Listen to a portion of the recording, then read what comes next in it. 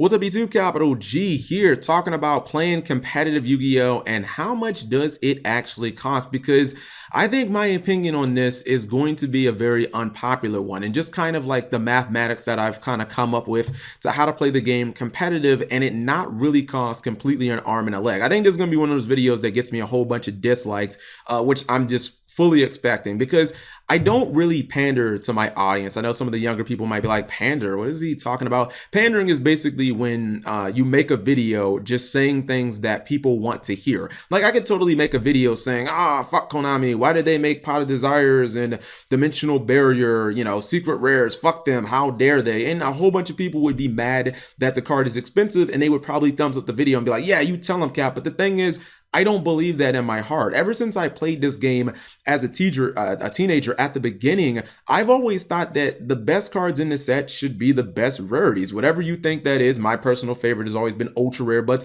secret rares and ultra rares should be reserved for the best cards in the set. So when I look at cards like Pot of Desires and Solemn Strike and Dimensional Barrier, I think those are the three best cards in those sets. Why shouldn't Konami print them as secret rares? I think it's a little asinine when YouTubers are like, it should have been a rare. Like, no, for fucking what? Like, Solemn Strike's the best card in Bosch. They should have fucking made it a secret. If not, then why do we have the rarity system to begin with? Like, the best card should be the best rarities. That's how it generally should be. But then, you know what? That's just my opinion. I don't want to spend too much time on that. And I really think that if you kind of look at it from a different perspective, the game doesn't cost as much as you think. Now, I know there are going to be a lot of people out there who are like, fuck you, Cap. The game is just too damn expensive. How are people supposed to afford 3 Pot of Desires and 3 Solemn Strikes and 3 Dimensional Barriers and 3 Ghost Ogres? And I do completely agree that shit is expensive. We're not going to debate there whether that is expensive or not.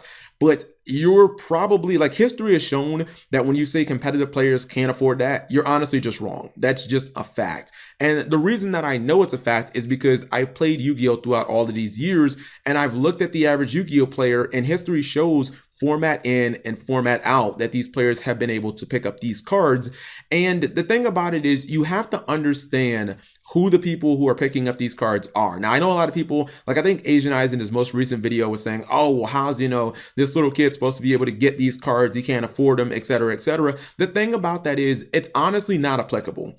And the reason that I say that, and the reason that I don't think that, like, little Timmy is expected to be able to pick up 3 copies of Desires and then, a couple of months later, or a few months later, pick up 3 copies of $60 D barriers, is because of the Dragon Duelist circuit. Like, 5, 6, 7, 8, 9, 10-year-olds, they're not expected to keep up with the competitive players. They're not expected to be able to go, pound for pound with Patrick Hoban or Jeff Jones or Billy Break at events, which is why they duel basically on a completely different circuit when they go to YCSs or when they go to regionals.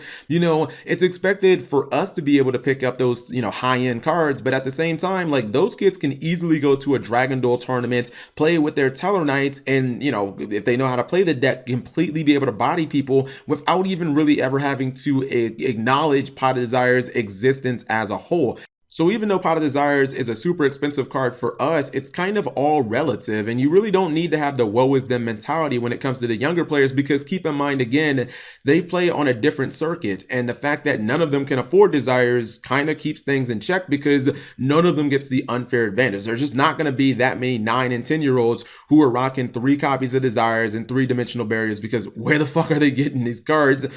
So this is probably the point of the video where people are like, oh, come on, shut the fuck up, Cap. Your points are falling on deaf ears. The game is expensive and you know it, and it's too damn expensive, and you gotta admit that. And I do admit the game is expensive. I mean, if you have eyes or you've been playing this game for more than fucking 2 weeks, you just know Yu-Gi-Oh! It's a super expensive game. It always has been. It always probably will be. But when you say the game is too expensive for the average competitive player, I'm sorry, but you're just wrong. And that's not me using my own opinion. That's me using evidence from the time that I started playing this game in Magic Ruler until today. Like, I just look at all the different times and formats, and I kind of just shove them all together, and I think, yeah, the average competitive player has always had access to, like, the high-end decks and the most expensive decks of the formats. I mean, you can look at the eras, guys. We had a whole lot of fun in Zexal and a whole lot of fun in GX, but goddamn, Yu-Gi-Oh! 5Ds was by far the most expensive era of Yu-Gi-Oh! And I don't even think it's really all that close. And the ironic thing is, a lot of people consider 5Ds to be the best era of Yu-Gi-Oh, not just by the anime, but like the actual card game as well. And it was far and like far away the most expensive. I mean, I can just bring up a prime example of Teledad. Even if you weren't playing the game back then, I'm sure a lot of you players have heard of Teledad the deck. You've heard of Teledad the formats. Teledad, I guess to make it really quickly, it was about a $1,200 deck. I mean, to put it into perspective, Dark Arm Dragon was a $250 card. You needed two of those, and Crush Card Virus was a Gold Series Ultra, which sounds fucking absurd, right? But a Gold Series Ultra was $300. Why was it $300? Because before that, it was only a prize card, and basically every person who ever played the fucking game competitively wanted one. Like, everyone wanted a Crush Card because it was arguably the best card in the entire game. So off of those three cards alone, you basically had $800 invested off of three cards and a 40 card deck Teledad. That doesn't even go into like Solemn Judgments or Maliciouses, Destiny Draws, Allure of Darknesses, Stardust Dragon Guard. By the way, all of these reprints that you see now, Stardust a $3 card cap. Like, no. Like, none of them reprints existed back then during 5 days. Like, all these cards were ultras and secrets, so none of those existed. And even to go a full tier down from Teledad, you had to invest $900 in Lightsworn. Because Judgment Dragon was $150, and every card in Lightsworn, like every single card except for I think Lumina, was like fucking ultra or secret or super, because Konami just fucking butchered the rarities in Light Destruction. They gave Lightsworn players the fucking dick. Like Lila, Celestia, Solar Recharge, Wolf, like all them bitches were like ultra and super. And then in Duelist Genesis, like Charge of the Light Brigade was a fucking secret rare, so that was like a $60 card. So when you look at that era of Yu-Gi-Oh, every deck was just hundreds and hundreds and hundreds of dollars, and we had decks that easily cracked over $1,000. And I not gonna lie, guys, I went to a lot of regionals during Teledad. I never met a single player who was like, no, I can't afford Teledad. Like, it never, I'm not lying, it never happened. There were players like me who were just like, I don't want to pay that much money for Teledad, who didn't just want to play, like maybe chose something else because they didn't want to play the deck, but it never felt like it was out of our range. I mean, if you go and look at decks like Necroz, where Necroz of Brio, $160, you need three of them. Necroz of Valkyrie, $60, you need three of them, and that's just 6 cards, and you've already spent damn near $600. It's never felt like it's out of the reach of the competitive player. Like, you go to regionals and you see fucking half the regionals has Necroz. Like, everybody, these decks are expensive as fuck, but everybody can still get them, and it just really goes to show that if you look at today's standards and you think they're too high, like, honestly, they're really not, because Yu-Gi-Oh players have shown year in and year out they're willing to spend, 180, 150 on the tour guides and the Dart Destroyers and the Draco Sacks, and it really, like, nothing really ever changes.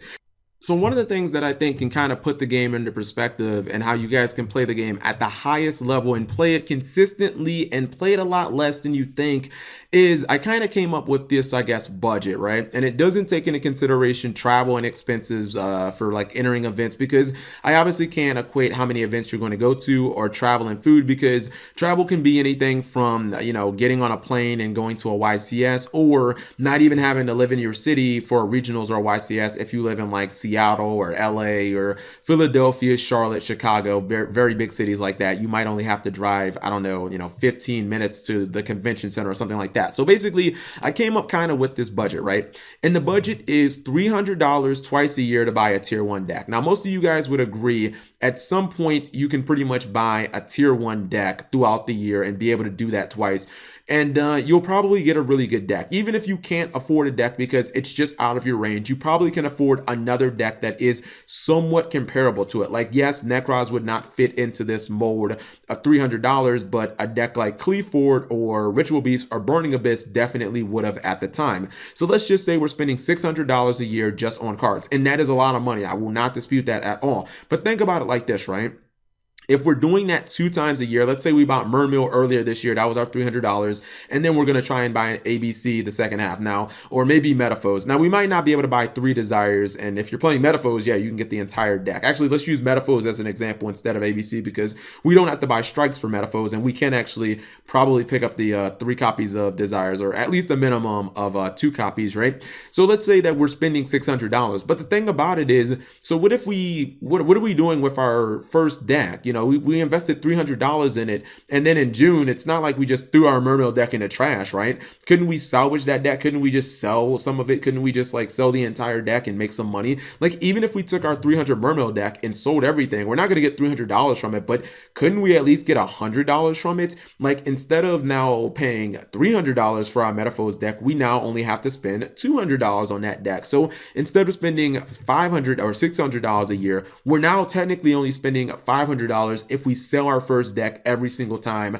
right before we're going to switch to our second deck. And the thing about $500 is it's a lot of money, but when you break it down by month, it actually ends up only being about $42, which, I mean, that's significantly less than, I don't know, a comparable hobby like video gaming. For someone who plays video games and buys a new game every year, I mean, $42 is significant. That's like 2/3 of what a new game costs you. You know what I mean? But we can even go further, guys. And this isn't taking in consideration the fact that you can trade your old deck to get newer cards, or, you know, and get actually more value, or being able to borrow cards and getting cards that way. Or if your first deck, you know, has cards that your second deck is going to use, like if you were using Draco Pals earlier this year, and then you were going to play like ABC, and you already had the strikes earlier from Draco Pals, you wouldn't have to buy strikes again. You already have them. This doesn't take into consideration any of those things that can make this significantly cheaper. What if you were going to go like the Capital G route, right?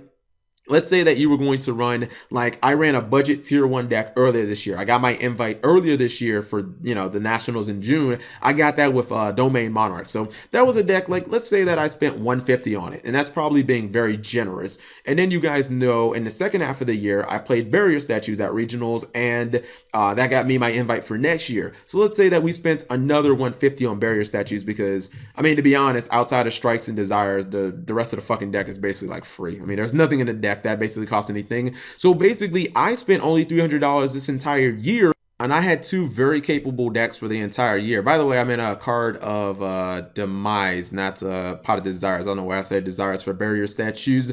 And it just kind of goes to show, guys, if you kind of look at things not just from a look at the most expensive cards of the format, Yu-Gi-Oh! Doesn't have to be as expensive as a lot of people think that it is. Like, you don't need 3-dimensional barriers. You do not need 3 Pot of Desires. You don't need, you know, 3 Totally Awesome and 3 Cherries in a deck to be competitive. Sometimes you kind of got to work the system, and sometimes you kind of got to make a couple of sacrifices. You know what I mean? Maybe you don't play ABC. Maybe you have to play Metaphors, and that kind of works within your budget, but it doesn't mean you still can't have a lot of fun. You still can't play the game at a highly competitive level. Like, I mean, is anyone going to look at Metaphors and be like, no, that deck can't compete? Like, of course it can compete. So those are just examples of how the game isn't necessarily as expensive as a lot of people think. So anyways, if you guys agreed with the video, or if you liked it, give it a thumbs up. If you didn't, just please explain why in the comments below. I might not immediately respond. A lot of times when I upload videos, guys, I am actually asleep because my videos are scheduled. And subscribe if you guys have not already. Last thing for anybody who says, oh, Cap, but what happens if the game goes back to being as expensive as it was during 5Ds? And if that does happen, yeah, my entire budget thing would just completely be null and void, and it would just be some complete bollocks because you wouldn't be able to use it. The reason why I don't think it's possible for us to have $300 like ultra rares anymore, or like, you know, $250 and $300 secrets, is because of the way that Konami is like restructured the packs, where we get like a holo in every single pack. The fact that you can just pull ultra is so much easier than you could before. I just don't think that it can ever happen again. So like, yeah, we could see something like Necroz happen, but like not like Teledad format where the 2 top decks were like $1,300 or like $1,200 and like $900. I don't think that could ever happen again.